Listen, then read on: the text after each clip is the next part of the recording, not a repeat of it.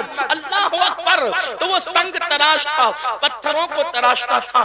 درود شریف کی ایک مقبول کتاب ہے، مقبول ترین کتاب، جس کو دلائل الخیرات شریف کہتے ہیں، وہ اس کے 7 باب ہے، اس کے 7 چیپٹر ہیں، اور اس نے، اس سنگ تراش نے، اس پتھر تراش نے، پتھروں کو تراشنے والے اس بندے نے پوری دلائل الخیرات شریف کو حفظ کر رکھی تھی، زبانی یاد کر رکھی تھی، اور جب بھی وہ پتھر تراشنے کا کام شروع کرتا تو پہلے دلائل الخیرات کا ایک چیپٹر، ایک سبق، ایک باب وہ پڑھ لیا کرتا، یعنی پہلے درود پڑھتا بعد میں کام کرتا، پہلے درود پڑھتا بعد میں کام کرتا، اور ہر دن اس کی تمنا رہتی کبھی تو بلاوا آئے گا، کبھی تو آقا طلب فرمائیں گے، کبھی تو آقا بلائیں گے۔ نہ کوئی ساز ہے، نہ کوئی سامان ہے، نہ کوئی اسباب ہے، کچھ بھی نہیں ہے، بس ایک عشق کی تڑپ ہے کہ حضور کبھی تو بلائیں گے۔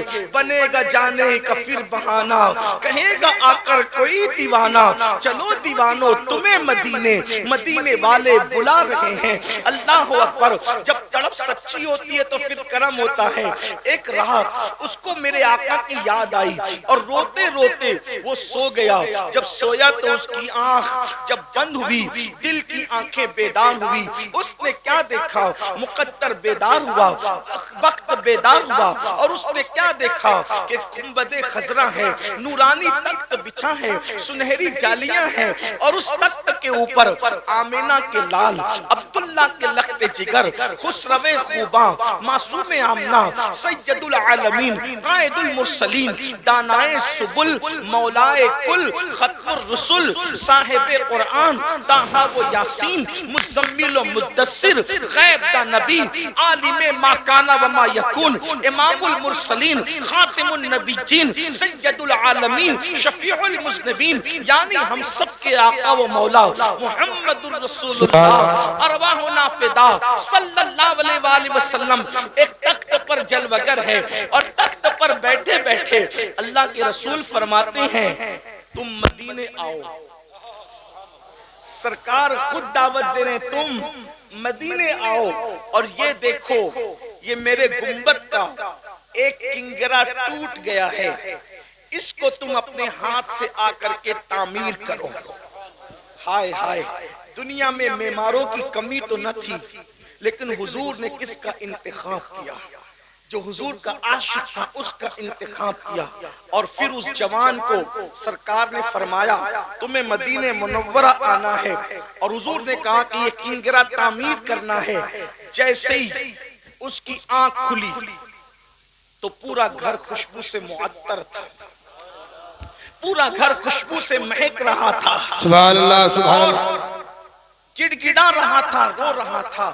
حضور نے بلایا ہے، نہ پیسے ہے، نہ مال ہے، نہ ساز ہے، نہ سامان ہے، نہ اسباب ہے، کچھ بھی نہیں۔ آقا نے کہا کہ تمہیں آنا ہے، اور وہ بندہ عاشق سچا ہوتا ہے، یقین اس کا مضبوط ہوتا ہے۔ اس نے کیا کیا؟ تعمیر کا سامان تھیلی میں ڈالا، کپڑے بھرے، تھیلا کندھے پہ ڈالا، اور جہاں سے ساحل سے جہاز جدہ کی طرف روانہ ہوتے تھے اس ساحل پر گیا۔ کوئی پیسہ نہیں، کوئی مال نہیں، لوگ اس کو کہانی قصہ کہہ کر ہنس کے اڑا دے تو الگ بات ہے، لیکن یہ تاریخ ہے، سچائی ہے۔ جب وہ ساحل سمندر پہ پہنچا تو دیکھا ایک بہت بڑا جہاز جدہ کے لیے جانے والا ہے، اور ملاح کیپٹن جو ہے، اللہ اکبر، کپتان پوری کوشش کر رہا ہے جہاز کو آگے بڑھانے کی، لیکن جہاز آگے بڑھتا نہیں، جہاز آگے نہیں بڑھتا۔ کپتان نے کہا ہو سکتا ہے اس میں اللہ رسول کی کوئی خاص مرضی ہو۔ جب کپتان نے ادھر ادھر نظر گھمائی تو دیکھا کہ بکھرے ہوئے بال، پھٹے پرانے کپڑے، چہرے کا اڑا اڑا رنگ، اور آنکھوں میں آنسو، ایک دیوانہ ساحل پر ادھر ادھر چلتا نظر آ رہا ہے۔ اس کو آواز دی، کہاں کا ارادہ ہے؟ کہا مدینے جانا ہے۔ ٹکٹ کچھ نہیں، حضور نے بلایا جانا ہے، آؤ بیٹھو۔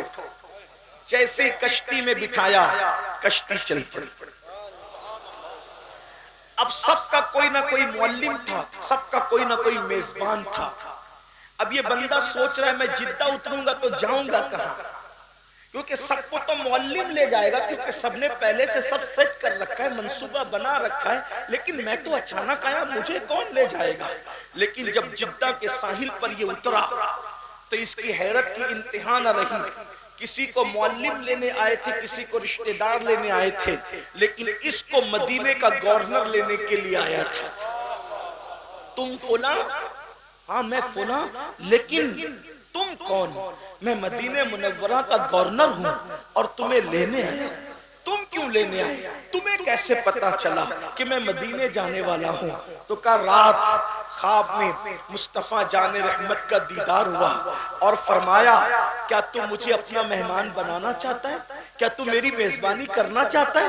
جی یا رسول اللہ، میں تو آپ کے صدیوں بعد پیدا ہوا آقا، لیکن میں آپ کی ضرور مہمانی کرنا چاہتا ہوں۔ فرمایا ہند سے میرا ایک عاشق آ رہا ہے، اگر تو اس کی خدمت کرے گا تو گویا کہ تو نے میری خدمت کر لی، اس لیے میں تمہیں لینے کے لیے آیا ہوں۔ اللہ اکبر۔ پھر جدہ سے یہ قافلہ مدینہ منورہ پہنچا۔ اس عاشق نے کہا، لوگوں نے کسی نے کہا کھانا کھا لو، کسی نے کہا کپڑے بدل لو، کسی نے کہا یہ کر لو، کسی نے کہا وہ کر لو۔ اس نے کہا میں نے کچھ نہیں کرنا، میں تو جس کام سے آیا ہوں وہی کام کرنا ہے۔ اور عاشق غسل کر کے جب آقا کی جالیوں کے سامنے گیا تو عرض کیا یا رسول اللہ، پہلے تو آپ پر سلام ہو، اور دوسرا یہ سرکار سب آتے ہیں، اہتمام سے آتے ہیں اور پیسے خرچ کر کے آتے ہیں، انتظامات سے آتے ہیں، لیکن یا رسول اللہ میں تو خالص آپ کے بلاوے پر آیا ہوں، اور آنے والا کوئی نہ کوئی مراد لے کر آتا ہے، میری مراد بس اتنی ہے، گر پڑ کے یہاں پہنچا، مر مر کے تمہیں پایا، چھوٹے نہ یا رسول اللہ سنگے درے جانانا۔ آقا جب بلایا ہے اب کبھی واپس مت بھیجنا، بس اتنا منہ ہی منہ میں کہا۔ ان کا در تو وہ در ہے کہ میرے کریم سے گر قطرہ کسی نے مانگا، دریا بہا دیے ہیں، در بے بہا دیے ہیں، کون دیتا ہے دینے کو منہ چاہیے، دینے والا ہے سچا ہمارا نبی، قربان میں ان کی بخشش کے مقصد بھی زباں پر آیا نہیں، قربان میں ان کی بخشش کے مقصد بھی زباں پر آیا نہیں، بن مانگے دیا اور اتنا دیا دامن میں ہمارے سمایا نہیں۔ اللہ اکبر۔